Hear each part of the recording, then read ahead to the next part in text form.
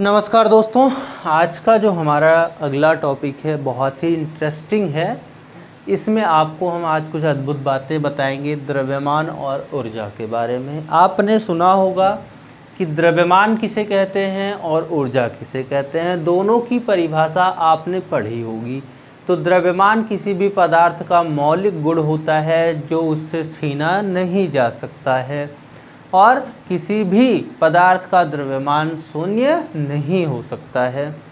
अच्छा, दूसरा है आपका ऊर्जा। तो ऊर्जा किसे कहते हैं, यदि ये बात आपसे पूछी जाती है तो आप कहते हैं भाई ऊर्जा और द्रव्यमान का कोई मेल ही नहीं है, क्योंकि पदार्थ दो प्रकार के होते हैं, एक होता है द्रव्य, एक होता है ऊर्जा। और द्रव्य आपका द्रव्यमान जो है वो द्रव्य के अंतर्गत आता है, और जो ऊर्जा है वो एक अलग प्रकार की राशि होती है। ऊर्जा तो ना स्थान घेरती है ना इसमें भार पाया जाता है, ये सिर्फ कार्य करने की क्षमता ही अपने आप में रखता है। ऐसी स्थिति में आपको यदि ऐसा कहा जाए कि द्रव्यमान ऊर्जा अलग अलग नहीं बल्कि आपस में बहुत खास मेल रखते हैं, तो क्या आप इस बात को मानेंगे? तो मैं आपको बता दूं, आपको मानना पड़ेगा, क्योंकि सर आइंस्टीन के पहले भी यही बात थी और वहाँ पर ऐसा कुछ नहीं था। तो उन्होंने बताया नहीं भाई, जो ये द्रव्यमान और ऊर्जा की बात है वो कुछ आपस में मेल करती है, यानी कि द्रव्यमान को ऊर्जा में कन्वर्ट किया जा सकता है। यदि आप किसी भी m द्रव्यमान की वस्तु को उसको ऊर्जा में बदलना चाहते हैं तो उन्होंने एक समीकरण प्रतिपादित किया। उस समीकरण को मैं आपको बता तो दूंगा, लेकिन आपको उसमें और भी कुछ बातें जो इम्पॉर्टेंट हैं वो बतानी चाहिए। तो चलिए, उन्होंने जो सूत्र दिया वो दिया E बराबर mc²। E बराबर mc², जहाँ पे E क्या है, ऊर्जा है, मुक्त ऊर्जा, और m क्या है, नष्ट हुआ द्रव्यमान,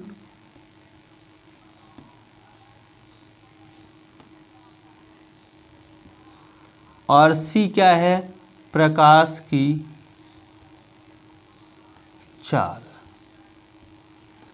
यानी कि उनका कहने का अर्थ ये था कि यदि आप m द्रव्यमान की वस्तु को नष्ट कर दें, कैसे भी करके उसका द्रव्यमान शून्य कर दें, तो वहाँ से जो मुक्त ऊर्जा होगी, यानी कि जो ऊर्जा निकलेगी, उस ऊर्जा का मान नष्ट हुए द्रव्यमान और प्रकाश की चाल, सी प्रकाश की चाल है, प्रकाश की चाल की घात 2 के गुणनफल के बराबर होगी। आप घात 2 यहाँ लगा सकते हैं। तो अगर मैं आपसे कहूँ, चलो ठीक है, ये तो आइंस्टीन का द्रव्यमान ऊर्जा समीकरण, इससे हम क्या कहते हैं, आइंस्टीन का द्रव्यमान ऊर्जा समीकरण, ठीक है ना, इसे द्रव्यमान ऊर्जा समीकरण कहा जाता है। अगर मैं आपको 1 ग्राम द्रव्यमान दूं किसी वस्तु का, 1 ग्राम की कोई वस्तु दूं और बोलूं कि इससे ऊर्जा मुक्त करो, तो कितनी ऊर्जा मुक्त होगी, आइए देख लेते हैं।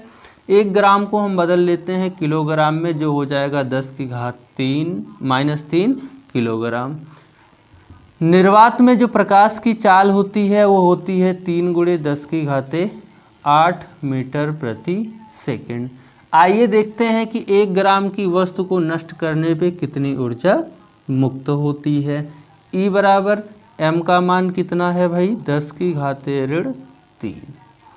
C का मान कितना है, 3 × 10 की घात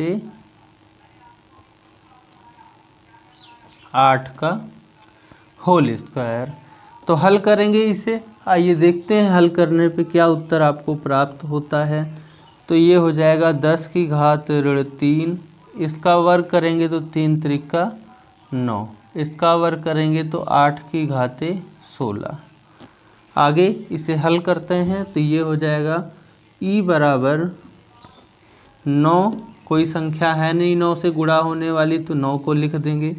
10 की घात 16 × 10 की घात 3 करेंगे तो गुणा में घातें जुड़ जाती हैं, जुड़ने पे आ जाएगा आपका 10⁻13 जूल।